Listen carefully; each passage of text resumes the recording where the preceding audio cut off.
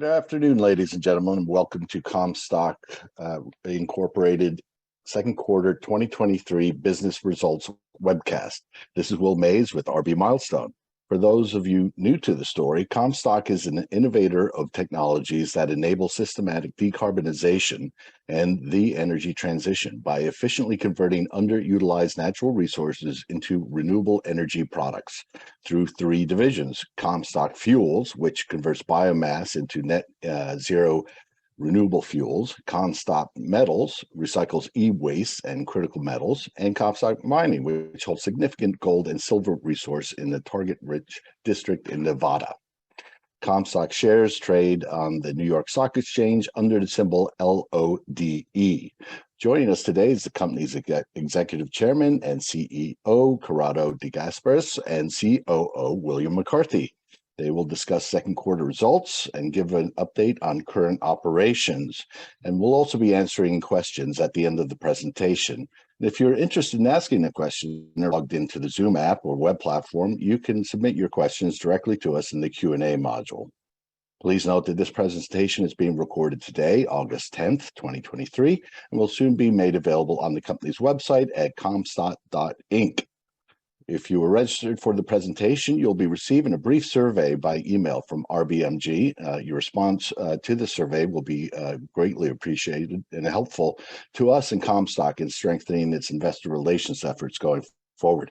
We appreciate your participation. Today's call may contain forward-looking statements that are subject to risks and uncertainties that may cause actual results, performance, or developments to differ materially from those contained in the statements and are not guarantees of future performance of the company. No assurance can be given that any of the events anticipated by forward-looking statements will occur, or if they do occur, what benefits the company will obtain from them. Also, some risks and uncertainties may be out of the control of the company. Comstock, the full disclaimer contained in their presentation on their website. Lastly, RBMG is not registered investment advisor or broker-dealer. For more information, please visit rbmilestone.com. And now it's my pleasure to introduce Mr. Corrado De Gasperis and Mr. William McCarthy. Gentlemen, the stage is yours. Thank you, Will. Good afternoon, everyone, and welcome to Comstock's second quarter 2023 report. As Will just mentioned, you have both Billy McCarthy, our Chief Operating Officer, and myself here today for the business updates and the Q&A following the call. And you'll get an even more in-depth review today on our fuels and metals recycling businesses from Billy as part of our presentation. Our updates will include covering the information from today's press release and our recently filed second quarter report on Form 10-Q. You'll find our press release at www.comstock.inc/investors/newsroom. You can also see our updated and new websites at www.comstock.inc, where you'll find a significant amount of investor relevant data on that same investors tab. And also, please note, as Will said, the RBMG investor survey button, where we have initiated this quarterly investor survey and engaged RBMG to survey you and provide us your feedback. And we're very committed to getting that information and publishing the results quarterly. We're sincere about that, and we hope that you'll participate, go in, and provide that feedback. We also have newly dedicated websites for Comstock Fuels and Comstock Metals that can now be continuously updated with content from those businesses, and we'll have Comstock Mining up and running soon. You can access them all from the main Comstock website. Let me start today's update with a corporate update of our investments, including the sale of the Peru facility and our equity investments in both Green Lion and the Sierra Springs Opportunity Fund. We finalized the sale of the Peru facility, and we've received now $21 million in cash and another $6 million of ABML stock.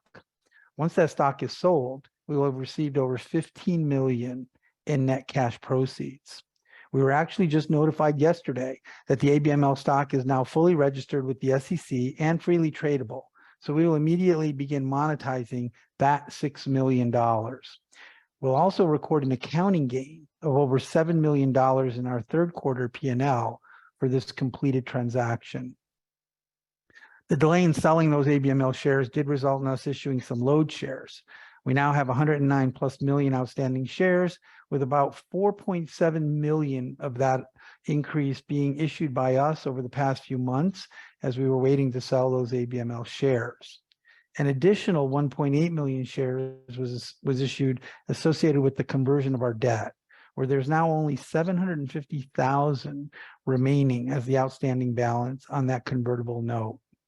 We're very happy to have consummated the sale of this facility at great liquidity and profit to us, all of which is free of taxes. I'm also happy to report that we have come to an agreement on a sale of a portion of our Green Line investment. You may recall that back in 2021, we invested $2 million at about $55 per share. And we recently agreed to sell 1,500 of our 37,000 plus preferred shares for a selling price of over $550 per share. That's a 10x on our investment and values the rest of our existing Green Line shares at over $20 million. Green Line's growing rapidly, and we plan on opportunistically liquidating the remainder of those shares as they continue growing and hitting key milestones, likely over the next 12 months. We've also progressed our plans to sell our Silver Springs properties, now though at higher values than originally estimated. It'd be safe to say that the current assessment of our Silver Spring property values have doubled versus our prior expectations, pushing that 10 million to at least $20 million. This comes from direct comps and recent approvals that both Microsoft and Circle K have received for their groundbreaking projects. These projects are in Silver Springs and in the immediate proximity of Comstock's properties. With our corporate investments growing in value and with the enhanced opportunities to monetize at higher values, we expect now to significantly exceed our $30 million worth of asset sales target, with 15 million, as I just mentioned, already completed.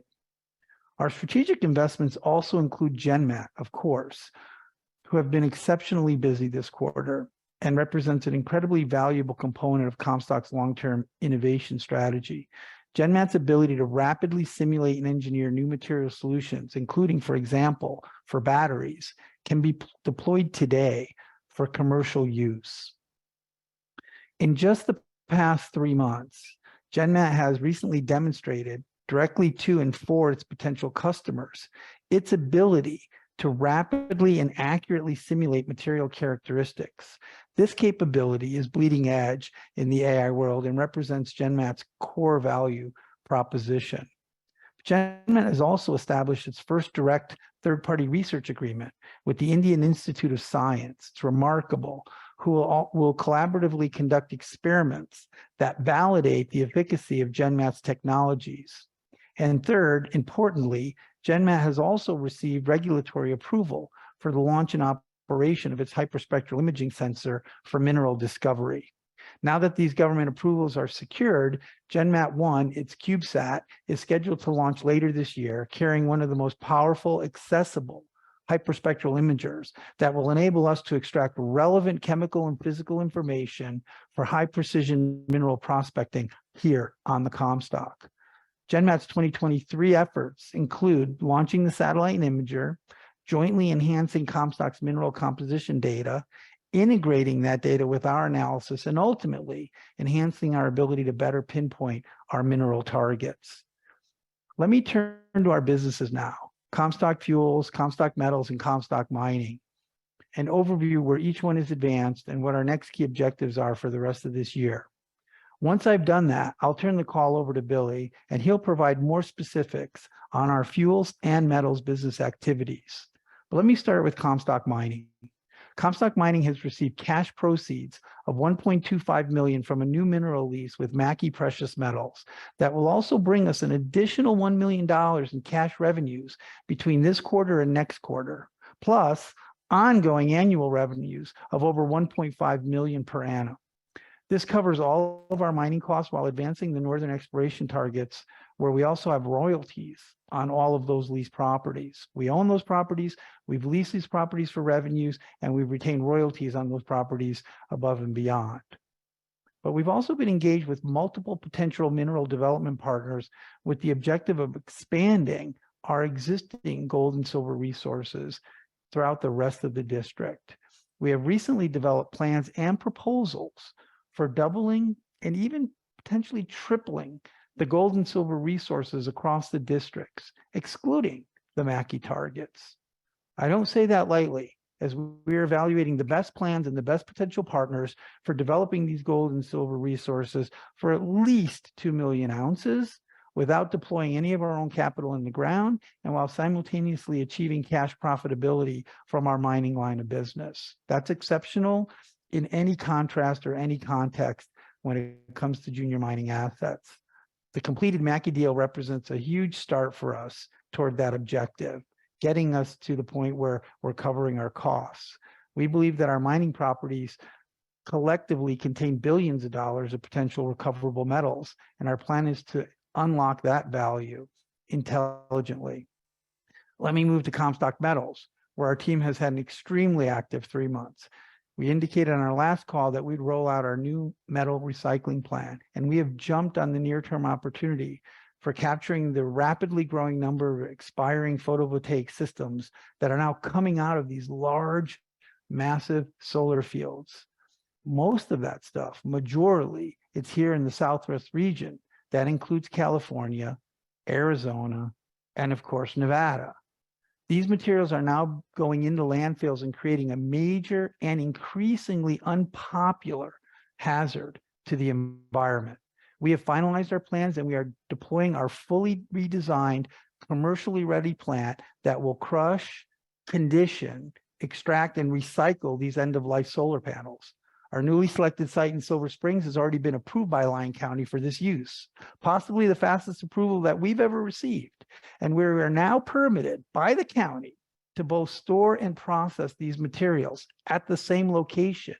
And we're readying the site for installation of our production system with some of the equipment already arriving just last week.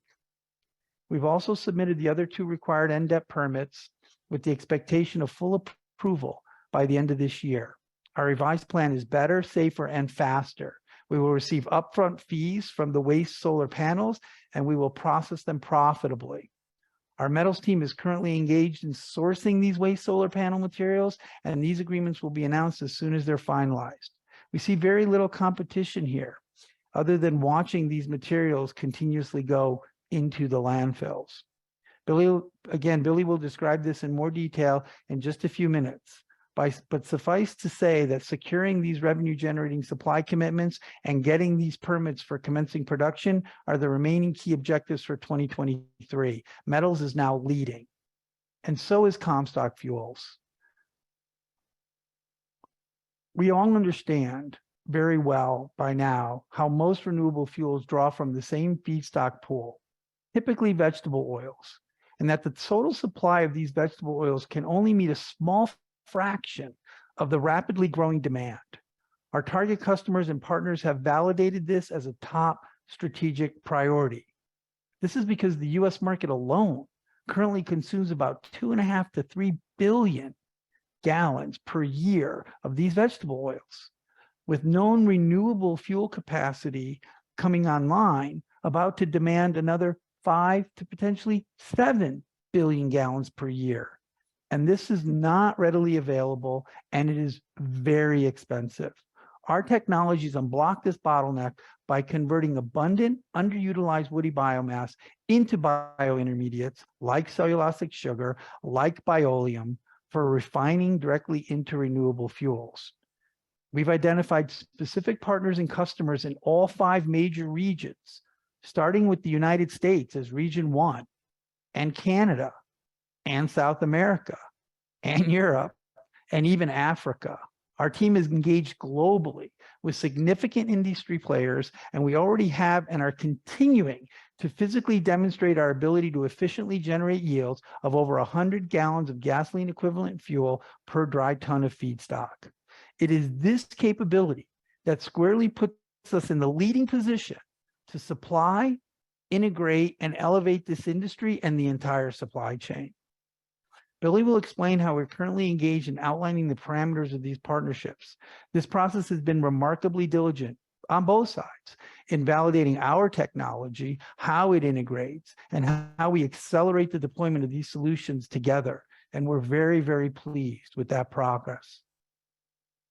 It has also resulted in us prioritizing and engaging a third-party engineering firm to calculate what will soon become an industry-leading carbon intensity or CI score for us. We are leading in every technical aspect, and we look forward to the execution of one or more commercial agreements with these customers this year. I know that's what everyone's looking forward to. And from where I sit, we're at the when, not if mode when it comes to these agreements. I'm now going to turn it over to Billy to provide you some additional insight and some details in depth on both Comstock Metals and Comstock Fuels. Billy? Thank you, Corrado, and good afternoon, everyone. I'm excited to share some more details on our development activities in both Comstock Metals and Comstock Fuels. I'll start with Comstock Metals.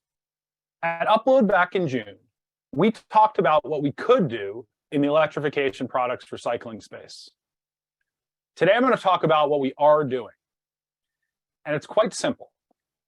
We're building a market-leading regional solar panel recycling business. We're starting in Northern Nevada with the goal to expand throughout the Southwest. Our thesis for this business is based on 3 points.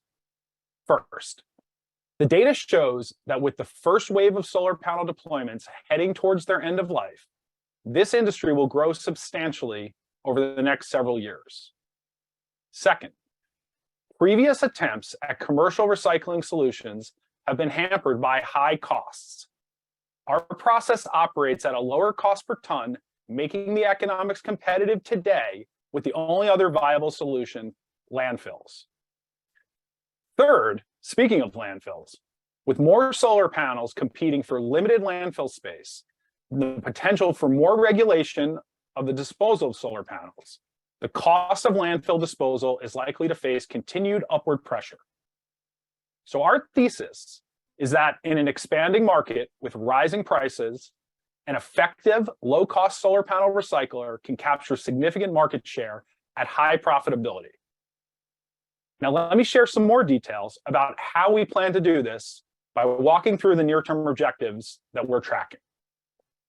The first phase of our plan is to construct and commission a commercial-scale demonstration facility and to operate it profitably.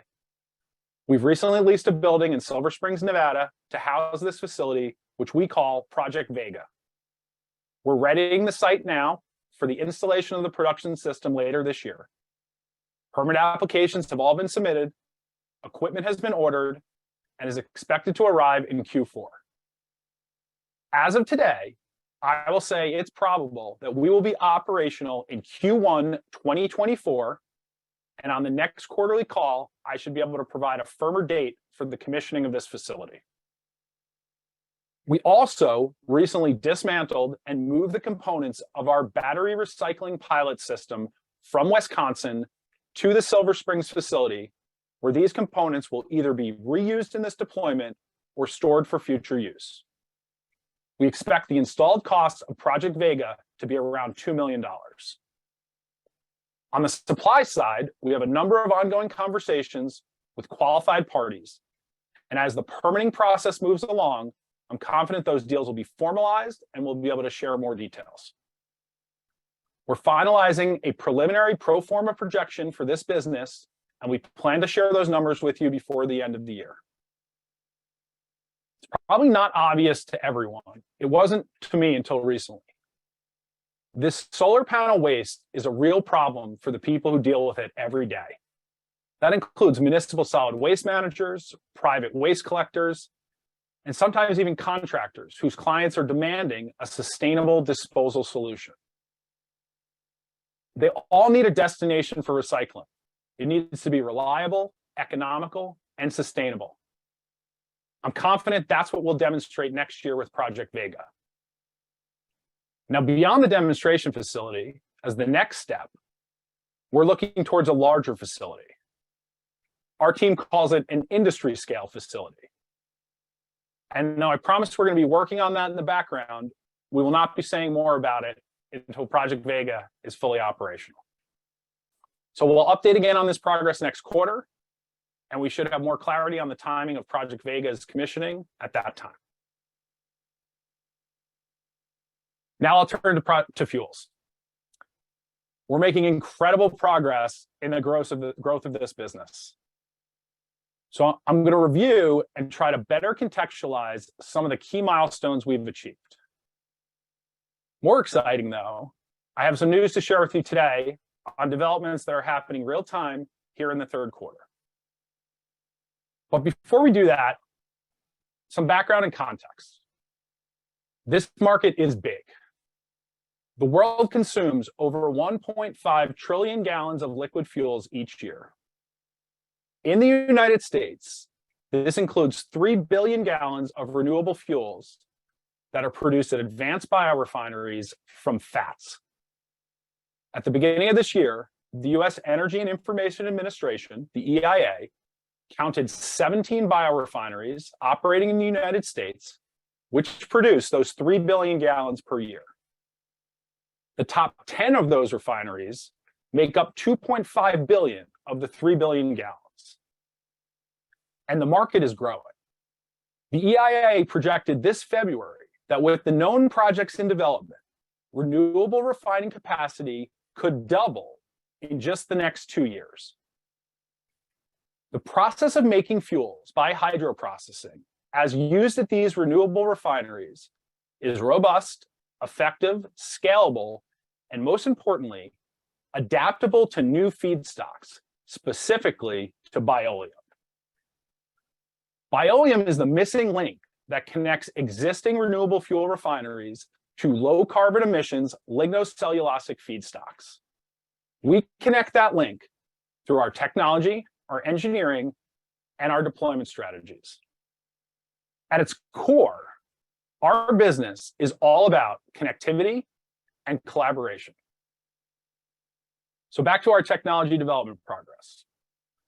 Our core process first separates woody biomass into two streams. The first one is pulp. We convert the pulp into sugar, sugar converts to ethanol, and ethanol can be blended with gasoline. We announced this process produced ethanol and it was demonstrated at TRL6 last year. It's been ready to go commercial and it remains so. The second stream is bioleum. Now, to this point, we've described bioleum as an alternative for crude oil. And it shouldn't be surprising that we call the raw form of this bioleum product, which comes straight from the tap, crude bioleum. To be clear, the crude bioleum is not ready to go into a renewable fuel refinery. It requires some additional processing. As we announced today, in the second quarter, we demonstrated the production of a new lignocellulosic renewable fuel refinery feedstock. We call this product bioleum oil. Bioleum oil can be hydroprocessed into fuel. This is a major step forward in our development. This bioleum oil pathway integrates key technology components from our collaborators at Renfuel, the Swedish innovation company, to upgrade the value of bioleum. We started this work with Renfuel last year. And in Q2 of this year, we successfully demonstrated the production of bioleum oil, both in Renfuel's lab in Sweden and in our facility in Wisconsin. We've now established a small pilot system in Wisconsin with plans to expand that early next year. But we're still not done. Bioleum oil can make fuel, but it's not drop-in ready at existing renewable fuel refineries. The unique composition of bioleum oil requires one more step to reduce oxygen content and to reduce molecular weight before it's acceptable in existing facilities. For this next step, we're working with two more collaborators in addition to Renfuel's. Emerging Fuel Technology in Oklahoma, who's recognized as the top contract research lab in the country for hydroprocessing, and also a specialty catalyst developer based in Europe. I'm thrilled to announce that last week, we demonstrated the first successful pilot run at EFT's facility, producing our new refinery-ready drop-in feedstock called hydrodeoxygenated bioleum oil, or HBO for short. HBO has similar oxygen content to fats and tends towards higher production of SAF versus renewable diesel compared to fats. HBO can be blended with or can completely replace the fat in use at these refineries today. The samples of HBO and SAF and renewable diesel produced from it have been confirmed, and additional analysis is underway this week. This is the major milestone that we've been working towards for 2 years now. Further developments continuing as we speak, and I expect to have more details to share in our progress at the end of this quarter. We're also using RenFuel's technology to process craft lignin, the waste stream from paper mills, into more Bioleum oil to access an additional feedstock source readily available today. We're discussing this opportunity with select early adopter candidates in the paper industry today, and we'll be sharing more details on this segment later this year. So I hope this gives you some better insight into the importance of these recent milestones, but also how we're making this meaningful progress with our relatively small team. Our Wisconsin R&D facility is the hub of our fuels innovation and commercialization activities and the home of our integrated demonstration systems. RenFuel's lab in Sweden, with over a dozen PhD scientists, including some of, and maybe all of, the world's preeminent experts in lignin chemistry, is focused on the development and optimization of our Bioleum oil. Emerging Fuels Technologies Lab in Tulsa, the premier contract research lab in the country for hydrocarbon process development, is working to optimize the production of hydrodeoxygenated Bioleum oil, HBO, to maximize fuel yields. And finally, our own engineering lab in India continuously runs high throughput experimentation and analysis to generate the data our engineering team needs to design production scale systems integrating these components. So what's next? We've delivered all the necessary technical proof. We're at the point now where we're ready to scale up to commercial size. Our next major milestone will be the announcement of our first refinery offtake partner. These conversations are ongoing and they're going well. We're testing Bioleum oil and HBO with select prospects, and we'll provide more detail on these plans on our next quarterly call. I'm going to stop here and hand back to you, Corrado. Thank you, Billy. I can't contain the excitement, being able to say Bioleum oil publicly, describing HBO, the ability to create drop-in fuels. Billy said it, right? Fuels and metals are ready to deploy. The tech is TRL6 and rising. We're passing all of these third-party tests. We are fully engaged, and we're on track to deliver commercial agreements for both fuels and metals this year. As we reflect on the renewable fuels and renewable metal landscapes against just our known and our now ready technologies, we can easily argue that we're dramatically undervalued. I mean, it's actually ridiculous based on any current comp or any current valuation you'd want to apply to this. But unlocking that value is our job. It comes down to successfully commercializing these technologies, generating the revenue, generating the earnings, while successfully marketing the technologies. I hope just this conversation gives a so much better appreciation of the magnitude of our platform, the magnitude of our partners, the level of partners and customers that we're targeting. And that's the value that we want to convey, that we want people to appreciate and understand. As I said earlier, this will happen. It's not a question of if, simply but when. And not coincidentally, we're now also attracting more industry analysts, and we are now scheduling with our BMG non-deal roadshows, including the Sidoti conference next week, which you can all register for and listen to, as well as additional virtual and live investor meetings that are already being scheduled for September and frankly throughout the rest of this year. We are commercializing. Mining showed it already. Metals is showing it, coming fast, and fuels, in perhaps the biggest way, is about to show it, putting us in a whole new state of reality as a company and as an investment.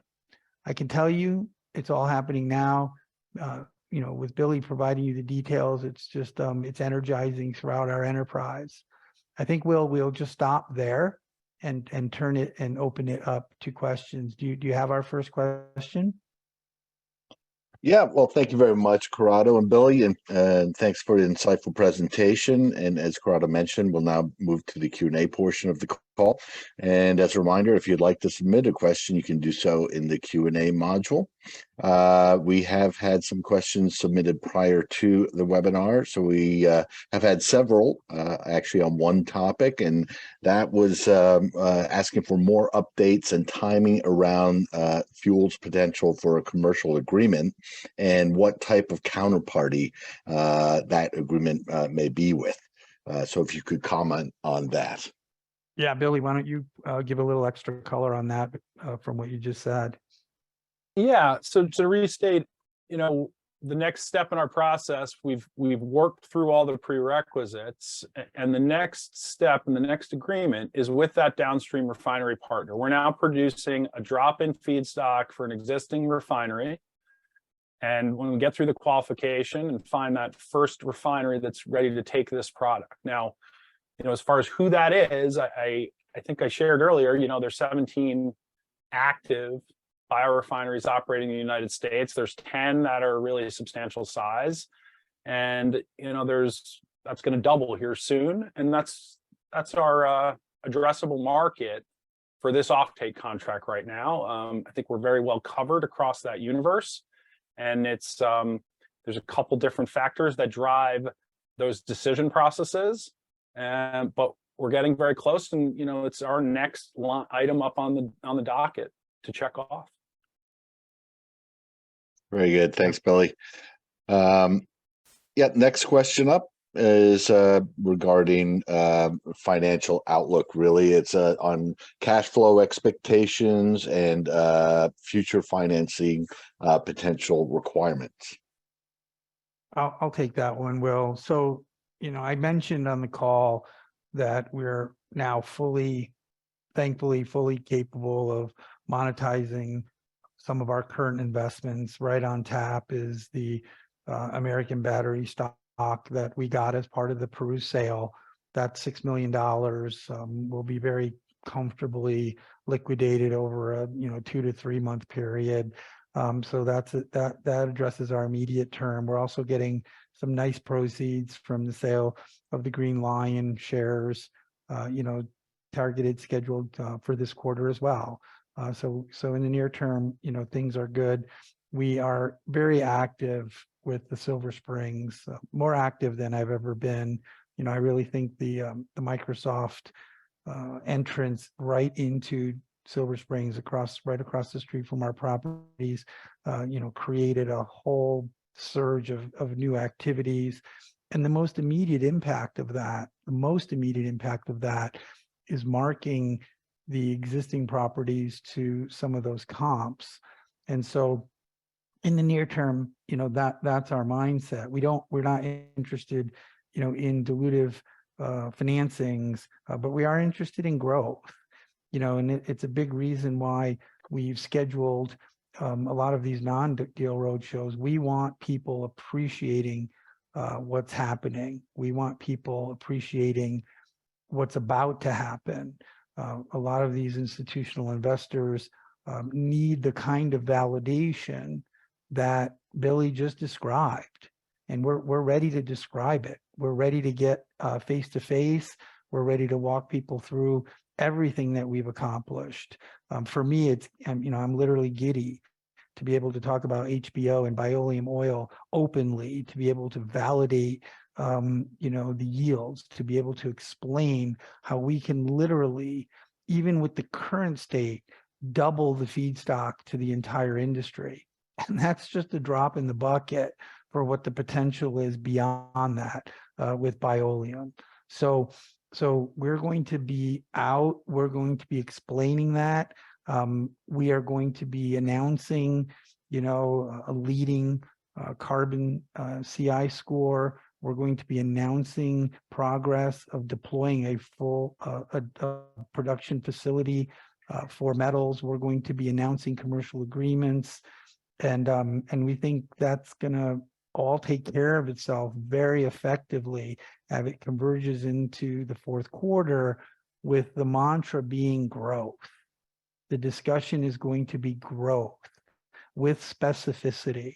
And so I think a lot of the shareholders that have been so incredibly patient with this process are going to be rewarded. And I'm really looking forward to all of that. Thanks, Corrado. We have another question here. You provided a great update here on your businesses. This one specifically is asking if you could provide a little bit more color on the solar recycling business. When is the initial launch expected? Who supplies this e-waste, and who pays the fees? And how large is this market potential? Billy, please take that one as well. Yeah, absolutely. So, we're really targeting a launch at the beginning of next year, full commissioning and operations at that point. I just one correction. I think the term e-waste has a slightly different meaning here. So we're trying to be pedantic. Electrification product waste is how we describe photovoltaic panels. But, these panels are generally, the way we're looking at the business right now, there's two main sources. One is sort of waste collectors who are collecting them at the source, whether that be a construction site or otherwise, and looking for a place to bring them. Today, they pay to dispose of them in landfills. And this business would be a similar tipping fee business where we're paid to dispose of them in a more sustainable manner. The second large source of panels are, large utility scale deployments. And that's the second segment of the market that we're talking to and evaluating, and we think a lot of the growth will come in that segment as well. Great, thanks, Billy. Next question is talking about commercial readiness, the TRL scale. They're asking if you could review the commercial readiness of each of the divisions, and also give a little bit more color around the TRL scale definitions. And one questioner was asking, what is sort of revenue differential or opportunity between, say, TRL 6 and the TRL 9? Billy. Sure. Well, TRL 6 is that we've, demonstrated process in a relevant environment, in a commercially relevant environment. And in some cases, that means we've linked the system together into a continuous process, if that's what we're trying to achieve. Sometimes it can mean we've shown, multiple discrete steps. Again, if that's the way the process gets implemented in production, it's about doing it in a relevant way. Scaled up to a point where we understand that there will or will not be changes as we scale up. So to give you an example for fuels, we run a small pilot system and we run a very large pilot system. Now, on a day-to-day basis, we're operating our small pilot system. It's 15 kilograms a day because it's convenient. It's also because we've done, hundreds of runs on the large system and proven that there is no change in process from small to large. These are the factors that go into this determination of TRL 6. And, I say in every one of these cases, what we've, sought out to do is get validation from other third parties, whether they be prospective clients or other third-party engineers that we work with, to make sure we're not being a little overzealous in our estimates, right? We're always checking ourselves on those. Once you're at TRL 6, we're ready to go to scale up. We're ready to go to commercialization. So I think, the way I look at it is that the opportunity is tremendous at TRL 6. At TRL 9, you're stamping out another copy of the thing you just built. It's a production business. It's a, fixed set of economics. There's not a growth opportunity there. So, we see that opportunity to take things from TRL 6 to TRL 7 to TRL 8 to TRL 9 as the greatest opportunity in all of these different technology segments as we look at this energy transition economy that we operate in. Fantastic. Thank you, Billy. This is the, I believe we're coming up here on time. This last question is asking for an update on the GenMat business. and the expected satellite launch date. All right, yeah, I'll take that one. I guess it is coming up on the time, Will, so it's maybe a good way to conclude. Look, the expected launch date is in the fourth quarter. I mean, it was a wonderful relief when the regulators cleared the launch and gave approval for that. They're scheduled to do in the fourth quarter. They're very much looking forward to do in the fourth quarter. There's still some prerequisites that go along with that. So it's never guaranteed, but it's looking very, very good. We're excited about it because really the hyperspectral imaging and the data, which is only one small piece of what GenMat can do for mineral discovery. The real big piece, is the AI's ability to take all of the information, not just this diverse new hyperspectral information, but the 150 years worth of data that we have on the Comstock, and correlate it, collaborate it, predictively generate new mineral targets for us. And as I mentioned during the upload 23, exploration drilling, conventional activities in terms of discovering new minerals, it's very, very difficult. The industry is facing a wall, a very, very hard wall in terms of new mineral discoveries. They've essentially fallen off the cliff. We have a tremendous amount of data, which makes our exploration risk significantly lower than most other greenfield or relatively newer exploration sites. If we couple that with this kind of intelligence, we can not only much more efficiently expand our resource, which we're planning to do here, but also effectively to increase it much more. So that's that update. I'd close with one other aspect though of GenMat. Billy, myself, and Kevin were down in Austin, Texas last week for most of the week, frankly, with Deep and the GenMat team. And what they're accomplishing with material simulation, material engineering is it's staggering. I mean, what they've already accomplished in having a physics-based AI with quantum mechanical and quantum chemical capabilities to be able to already simulate almost a dozen characteristics of metal oxides. It's deployable today. It's also bleeding edge today. We don't see anybody that's really comparable in being able to do this. Now we see a number of people jumping in and saying they need to do this, which gives us a validation. But the amount that they've accomplished with just, literally less than $10 million over a greater than 2-year period is remarkable. It's unimaginable. They're ahead of where we had originally thought they would get to, and it's creating a lot of attention in the industry. More exciting is the agreements that they're forging with national recognized laboratories, as I mentioned earlier on this call. Those are validating agreements. Those are taking the highest subject matter experts and validating the results in the lab of our simulations and our predictions. There'll be more of that coming. The incredible proprietary capability that they've developed and are continuing to develop well beyond what we're currently talking about is great. And then getting commercial customers paying for and validating. In all those cases, it isn't just a testament and a validation of what we achieved, but in all those cases, it continues to increase the capability, the robustness, the functionality of a physics-based artificial intelligence.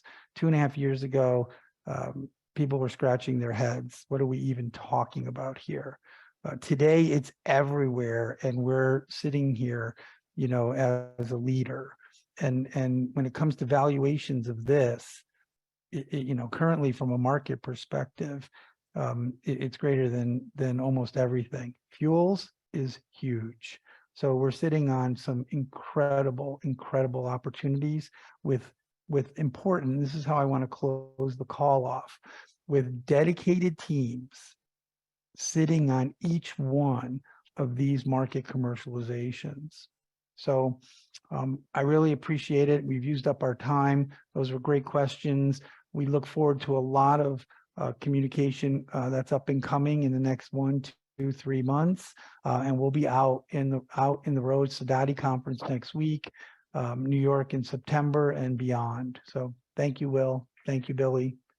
Well, thanks, Corrado. Thanks, Billy. Thanks, everyone, for joining today. I recognize that there's a number of questions we didn't get to, and if you registered and put your email in the registration, we will be answering your questions. Also, if you have further questions after the call, please feel free to send them to ir@comstockinc.com. Again, that's ir@comstockinc.com. Today's webinar will be the recording will be made available on Comstock's website soon. And again, just want to thank everybody for joining us today, and we'll look forward to speaking to you in the near future. And please do go to our website, the investor page, and complete the investor survey. We're eager to hear from everyone. Absolutely.